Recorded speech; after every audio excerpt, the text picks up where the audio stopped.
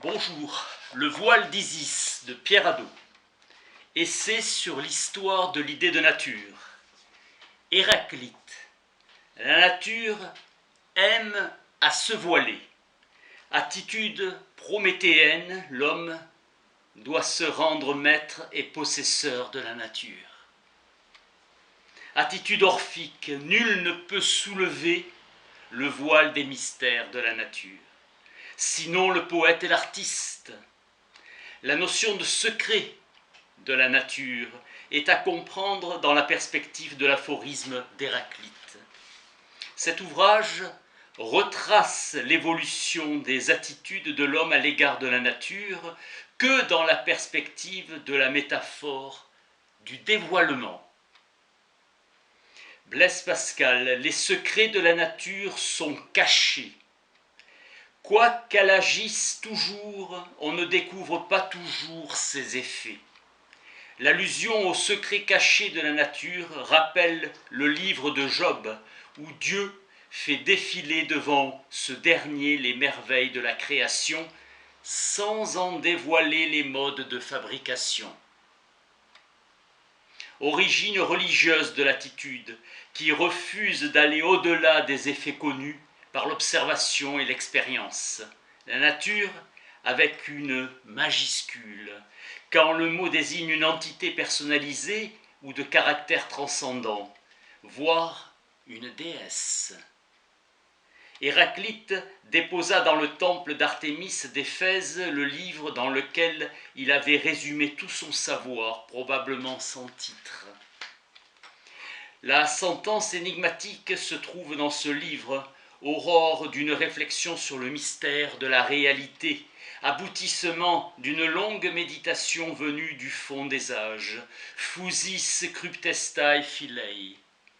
L'obscurité d'Héraclite était proverbiale, trait de la sagesse archaïque qui s'exprime volontiers sous forme d'énigmes. Héraclite veut aussi laisser entrevoir ce qui est pour lui la loi de toute réalité, la lutte entre les contraires et la métamorphose perpétuelle qui résulte de cet éternel combat entre les forces opposées. Nous ne possédons plus que 126 fragments de son œuvre, tout au plus une dizaine de pages. Les fragments se présentent sous la forme de courtes sentences d'aphorismes énigmatiques, de structures antithétiques, reflétant ainsi la constitution même de la réalité dans laquelle coïncident les contraires. Dans l'aphorisme d'Héraclite, le mot « philei » ne signifie pas ici un sentiment, mais une tendance naturelle ou habituelle, un processus qui se produit nécessairement ou fréquemment. La phusis signifie à l'époque d'Héraclite la nature propre à chaque chose et le processus d'apparition, de croissance d'une chose. Sa méthode consiste à diviser chaque chose en y décelant la coïncidence des contraires qui est propre à chaque chose. Se cacher se rapporte à la difficulté de découvrir la nature propre de chaque chose. Pour Empédocle, la phusis est un processus de mélange et de distinction de choses préexistantes.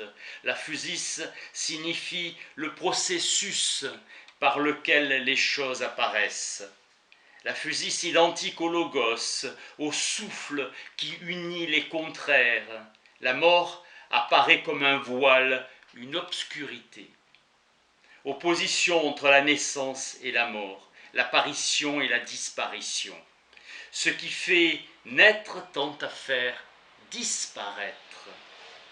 C'est la même force qui fait naître et qui fait disparaître, caractère antithétique qui caractérise la pensée d'Héraclite. La réalité est telle que deux aspects se détruisent mutuellement. 5 traductions possibles de l'énigmatique sentence d'Héraclite. 1.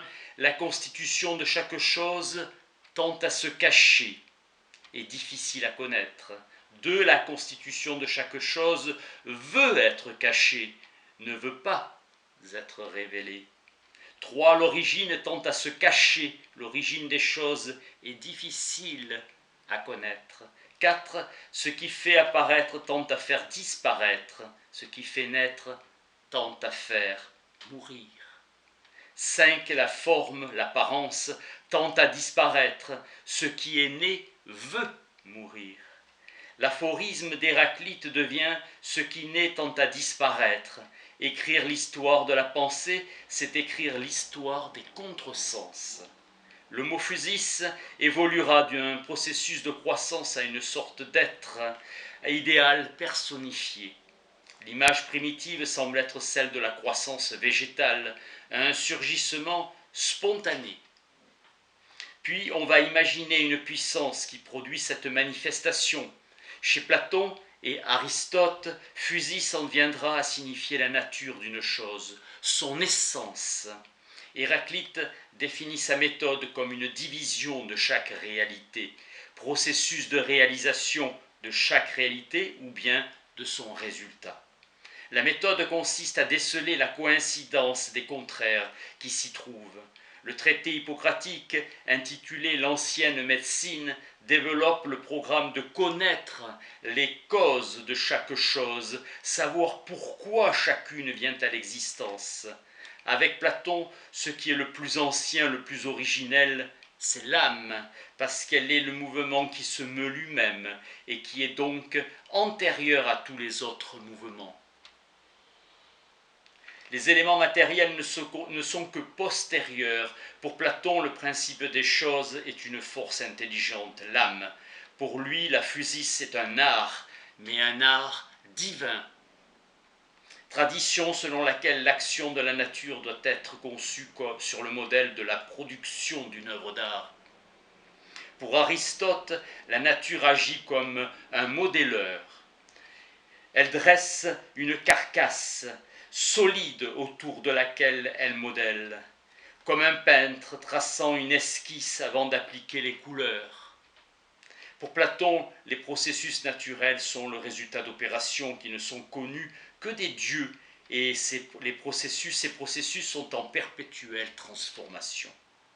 Ils sont de l'ordre de l'événement, du devenir, et non pas éternels comme l'idée de justice ou de vérité. Aristote définit la nature comme un principe de mouvement intérieur à chaque individu. Les êtres vivants ont en eux une nature, un principe immanent de mouvement. Ce principe est un processus de croissance. L'art humain a une finalité externe, au contraire la nature a une finalité interne. Le processus de la nature n'a d'autre fin que la nature elle-même. Elle devient ce qu'elle veut être, ce qu'elle est déjà virtuellement. Avec Épicharme, tout ce qui est vivant est intelligent. Avec Aristote, le principe général, Dieu et la nature ne font rien en vain. La nature agit comme un sage artisan qui procède d'une manière rationnelle, ne gaspille pas et sait éviter le trop et le trop peu, s'efforce de réaliser la série la plus complète de réalités. Les stoïciens définissent la physis comme un feu artiste qui procède méthodiquement pour engendrer toute chose.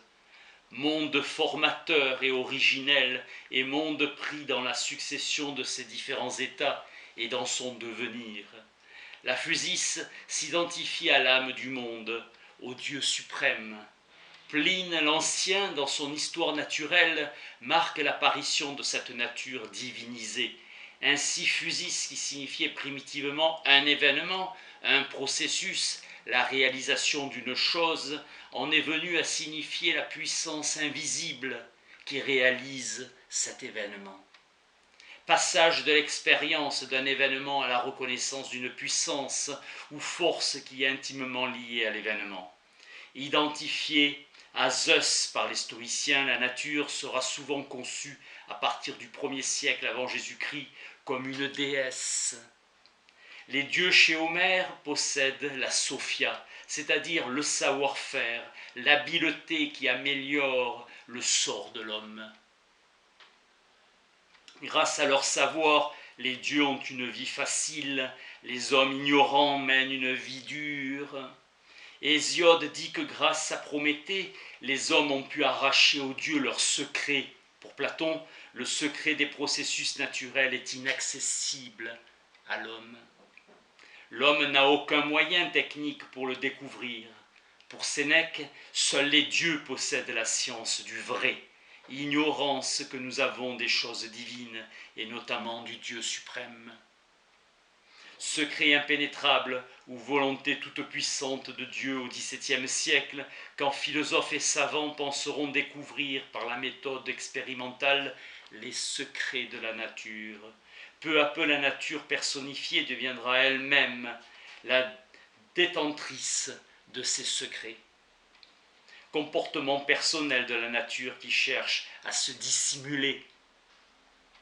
Les secrets échappent à l'observation, leur cause reste cachée. Les premiers penseurs grecs insistent sur la difficulté que nous éprouvons à connaître les choses qui nous sont cachées. Pour les stoïciens, le grand secret de la nature reste l'interaction de toutes les causes dans le tout organique. Nature créatrice, c'est-à-dire de Dieu lui-même, la force. La nature se montre à nos sens et en même temps se dérobe en sa partie la plus profonde. La science moderne et héritière des sciences occultes se donnera comme fin de dévoiler les secrets de la nature. Francis Bacon déclarera que la nature ne dévoile ses secrets que sous la torture des expérimentations. Les stoïciens avaient une conception dynamique de la nature. Le modèle est la semence qui se développe et construit un organisme. La première citation explicite de l'aphorisme d'Héraclite se trouve chez Philon d'Alexandrie. Les écrivains chrétiens l'ont pris comme modèle. Le texte grec où apparaît l'aphorisme est perdu, mais il nous en reste une traduction arménienne. Commentaire du verset biblique. Le Seigneur Dieu apparut à Abraham au chêne de Mambré. Philon aurait écrit « L'arbre contient un sens allégorique. Il est selon Héraclite notre nature qui aime à se dérober et à se cacher. » Étymologie de Mambré, ce qui vient de la vue, donc l'acte de voir. Le texte veut dire que la nature divine aime à se dissimuler. Invitation de Philon à tirer du texte biblique toutes sortes de considérations instructives en recherchant les analogies. Chez Philon, physis est synonyme d'aletheia, c'est-à-dire que nature et vérité sont profondément liées. Sénèque nous invitera à rassembler toutes nos forces pour nous consacrer à la découverte de cette nature et de cette vérité. Aletheia, moins vérité au sens d'accord entre la réalité et la pensée, mais réalité au sens ontologique. La réalité, c'est le sens vrai. Si pour Philon la nature aime à se cacher, c'est qu'elle n'est pas accessible au sens, se situant dans l'incorporel jusqu'à la réalité divine. Colotès, disciple immédiat d'Épicure, reproche à Platon de présenter sous forme de récits mythiques des exposés qui relèvent de la science physique. Ces manières imagées ne sont pas comprises par le vulgaire et les sages n'en ont pas besoin. Idée que l'exégèse allégorique des mythes traditionnels ou inventés peut contribuer à la science physique. L'image est adaptée aux gens simples et donne matière à penser aux sages. Porphyre affirme pour les platoniciens que la philosophie n'admet pas tous les mythes, entendu que le mythe ou la fable représente toujours un discours faux. La philosophie rejettera les fables qui n'ont aucune valeur d'exhortation à la vertu. Les narrations fabuleuses qui racontent quelque chose de vrai sous le voile de la fiction seront retenues. Parvenir à dégager une vérité cachée dans le mythe. Selon Porphyre, le mythe ne commence qu'avec l'âme. Pour Platon comme pour Porphyre, réalité et divinité s'identifient. La sphère de la divinité suprême qui est totalement incorporelle et qui est l'objet de la théologie. La divinité suprême nous est cachée. Elle nous aveugle par excès de clarté, comme le soleil. On ne peut parler d'elle qu'en faisant des comparaisons et des négations. Pour les stoïciens, la nature s'identifie à Dieu, semence originelle de toute chose. Pour les néoplatoniciens, la nature n'est plus que la partie inférieure de la réalité, puissance incorporelle et invisible enveloppée par des formes corporelles et visibles. Pour les stoïciens, la physique est théologie. Elle a pour objet le divin, c'est-à-dire la raison universelle du tout. Pour Porphyre, la théologie physique est résolument animiste, car les causes qui provoquent les processus naturels sont des âmes de Dieu ou de démons. On entrevoit derrière les phénomènes sensibles des forces occultes. Pour Porphyre, le mythe est un récit traditionnel racontant l'histoire des dieux, éloge du génie du paganisme. Le mouvement néoplatonicien donne un sens nouveau à l'aphorisme d'Héraclite. La nature aime à s'envelopper, non pas à cause de sa transcendance, mais à cause de sa faiblesse et de son infériorité. La nature correspond à l'ensemble des puissances incorporelles qui animent le monde sensible. Ces divinités et ces démons ont besoin de s'envelopper dans des formes visibles. Ces divinités ont besoin d'être des démons et représentés par des statues. La nature, puissance de rang inférieur, est condamnée à s'envelopper dans des formes corporelles. L'âme humaine ne peut percevoir que l'enveloppe de cette puissance inférieure, son aspect corporel et sensible, enfin sa figure mythique traditionnelle. Cette révélation est réservée aux vrais philosophes, qui seuls ont le droit de voir la nature dévoilée. Originellement, l'âme du monde et les âmes individuelles appartiennent au domaine des idées. Les idées sont intérieures à l'esprit divin. Tendance à s'envelopper qui caractérise le mouvement de procession des êtres à partir de l'un. Chez Plotin, de la présence de l'un émane une possibilité d'existence qui, en se retournant vers l'un, devient l'esprit. Selon Porphyre, l'âme va donc revêtir un corps qui correspond à ses dispositions psychiques, à son niveau d'intellectualité. Un corps pneumatique, dit Porphyre, c'est-à-dire fait de pneuma, de souffle. L'imagination, fantasia, est une sorte de miroir dans lequel l'âme peut voir sa propre image. Être enveloppé, être recouvert, c'est mourir. Le voile de la nature redevient voile de la mort.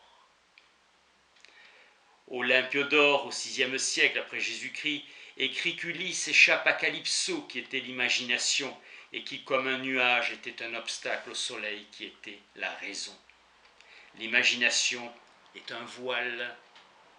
Calypso, étymologiquement, celle qui cache, celle qui voile. Calypso, figure de la mort, donc figure de la nature chez les néoplatoniciens. Exemple d'exégèse allégorique appliquée à la physique. Ulysse, prisonnier de Calypso, c'est l'âme enveloppée dans le corps subtil de l'imagination. Elle a besoin d'Hermès, la raison, pour être délivrée. L'âme humaine, ne pouvant connaître ni la divinité suprême, ni la nature. L'exégèse reste réservée à une élite. Seuls les sages peuvent connaître les forces incorporelles qui sont à l'œuvre dans la nature. Les profanes se contenteront des mythes. Tout ne doit pas être exposé à tous, et ce que la nature nous ordonne de cacher ne doit être révélé qu'à un petit nombre. On ne peut parler de la nature qu'en la voilant. En peinture, les femmes nues de Titien sont des nymphes, et elles sont nues parce que l'artiste veut marquer le fait qu'elles sont des puissances incorporelles et divines supérieures aux hommes qui les entourent. Au XVe siècle, on représentait la nature comme une femme nue, à la fois pour symboliser sa simplicité et son caractère transcendant, mais aussi pour suggérer que la nature se dévoile à celui qui la contemple. Le rôle de l'imagination a eu un retentissement considérable à la Renaissance. L'imagination a une sorte de pouvoir magique qu'elle exerce par la seule présence de l'image et qui s'oppose aux lois mécaniques. Jusqu'à l'époque romantique, on admettra qu'il y a dans la pensée et l'imagination une force invisible capable de produire des effets visibles. À la suite d'Avicenne, Roger Bacon dira au XIIIe siècle « La nature obéit aux pensées de l'âme ». Goethe, dans son roman Les affinités électives, qui raconte le double adultère dans les bras de sa femme Charlotte, Édouard pense à Odile. Dans les bras d'Édouard, son mari, Charlotte pense au capitaine. Et l'enfant qui naît de cette union ressemble aux deux absents. Dans les temps modernes, l'imagination devient une puissance créatrice qui a son origine en Dieu lui-même. Chez Jean Blic, les démons apparaissent comme les gardiens jaloux des secrets de la nature, secrets qui sont cachés dans les mystères indicibles. Le secret de la nature ne doit pas être dévoilé. On peut dans la magie terroriser les démons et les faire obéir en prononçant des menaces, apologie du paganisme dans l'aphorisme d'Héraclite. Défendre le culte des dieux et voir la ruse de la nature. Le philosophe préfère être le prêtre du Dieu suprême. Pour Thémistius, comme pour Plotin, c'est la multiplicité des dieux particuliers qui laisse entrevoir la transcendance du Dieu suprême. Selon Thémistius, les divinités supérieures et inférieures ne préfèrent pas une voie à une autre, mais admettent d'être honorées par des voies différentes. Porphyre pensait que seule la philosophie, c'est-à-dire l'effort spirituel, permettait sans mythe et sans rite d'atteindre l'union avec le divin transcendant. Nietzsche a dit que le christianisme était un platonisme à l'usage du peuple. La mythologie païenne continue à être évoquée dans les écrits chrétiens. Au début du XVIIe siècle, l'idée d'un enseignement sur la nature caché dans les théologies païennes continuera à être vivante. Chez Francis Bacon, on retrouve à côté de l'explication morale l'exégèse allégorique qui fait correspondre aux figures mythiques un phénomène physique. Jusqu'au XVIIIe siècle, la personnification des phénomènes naturels sous forme de dieux, de déesses ou de naïades teintera fortement le sentiment de la nature. Pierre de Ronsard ou André Chénier. Au tout début de l'ère industrielle, Schiller, dans Les dieux de la Grèce, sera un témoignage capital sur la transformation de la perception de la nature. Il déplore la disparition du mythe d'une nature animée par des forces divines. On lui attribuait des sentiments, une plus haute noblesse, une âme, alors que désormais on lui enlève toute conscience et tout était enveloppé du voile magique de la poésie. Schiller laisse entendre que la nature a perdu sa divinité à cause du christianisme qui a permis à la science moderne de se développer. Le christianisme a désacralisé la nature, critique de la vision mythique du monde des païens. La nature est un objet fabriqué par un artisan distinct d'elle et qui la transcende. Œuvre de Dieu, elle n'est plus divine. Schiller pense à Newton et le caractère foncièrement mécanique des phénomènes de la nature conçue sur le modèle de l'horloge à rouage. Schiller déplore que les hommes aient perdu la perception poétique et esthétique. Novalis, dans les hymnes à la nuit, Hölderlin, dans Pain et vin, puis au XXe siècle, Rilke, dans les sonnets à Orphée, annonceront le départ des dieux grecs.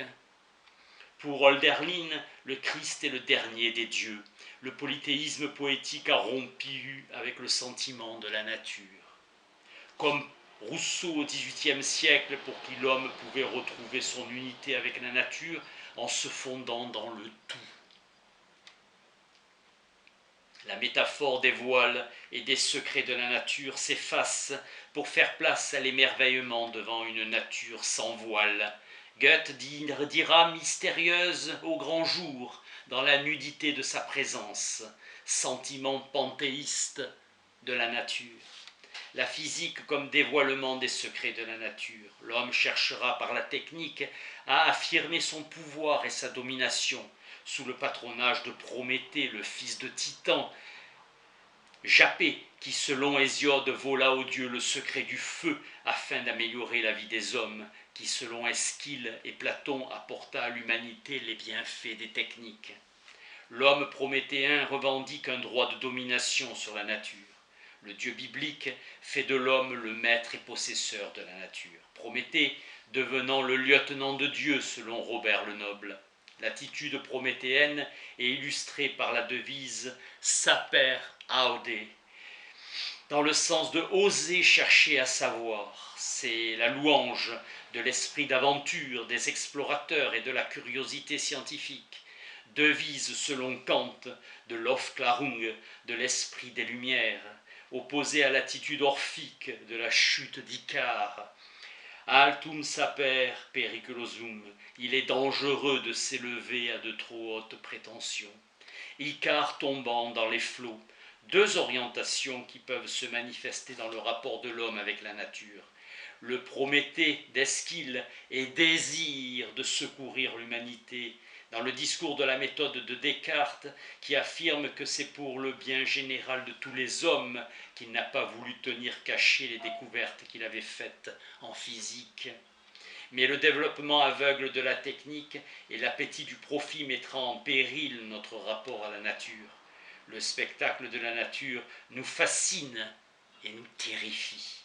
L'attitude prométhéenne qui consiste à utiliser des procédés techniques pour arracher à la nature ses secrets afin de les dominer et l'exploiter a eu une influence gigantesque. Elle a engendré notre civilisation moderne et l'essor mondial de la science et de l'industrie. L'idée de ruse apparaît dans le mot mécanique, car mécaner signifie ruse. La mécanique est une technique qui consiste à ruser avec la nature. Les philosophes, surtout platoniciens, affectaient de mépriser la mécanique, dédain pour le travail manuel et attirance pour les raisonnements abstraits. Au contraire, le stoïcien évoque toutes les techniques que l'homme a développées pour son confort au cours des âges, comme l'architecture ou l'agriculture. Dans cette perspective, la philosophie et la sagesse apparaissent comme des moteurs de progrès technique et de civilisation. La magie naturelle fait son apparition définitive avec Marsile Ficin, qui reprend des idées plotiniennes. Plotin avait déjà proposé une explication purement physique de la magie. Le premier magicien est l'amour, qui attire les êtres les uns vers les autres. Roger Bacon esquisse le programme d'un art usant de la nature comme d'un instrument qui serait supérieur à la magie des charlatans. Bacon, vrai fils de Prométhée, qui veut faire violence à la nature. À partir du XIIIe siècle, une nouvelle sorte d'homme apparaît, l'architecte ou l'ingénieur, et un intérêt croissant se développe pour l'activité pratique et technique. Ce mouvement se poursuivra avec Léonard de Vinci et ses inventions célèbres, et sa vie, son activité est plus celle d'un ingénieur que d'un artiste. Il imagine l'avion, les sous-marins, le char d'assaut et construit des automates, véritable précurseur de la science moderne, aspiration prométhéenne à utiliser la nature au service de l'homme, curiosité et désir d'inventer. Francis Bacon, dans le Novum Organum, et René Descartes, dans le discours de la méthode, considèrent que la méthode qu'il propose est un instrument qui permet à n'importe quel esprit d'accéder à la connaissance scientifique. Les découvertes scientifiques proviennent d'une collaboration entre savants et plus d'un travail isolé. Il fleurit en Europe des académies de sciences dans lesquelles les travaux des différents savants sont présentés et discutés. La représentation mécaniste de la nature a pour conséquence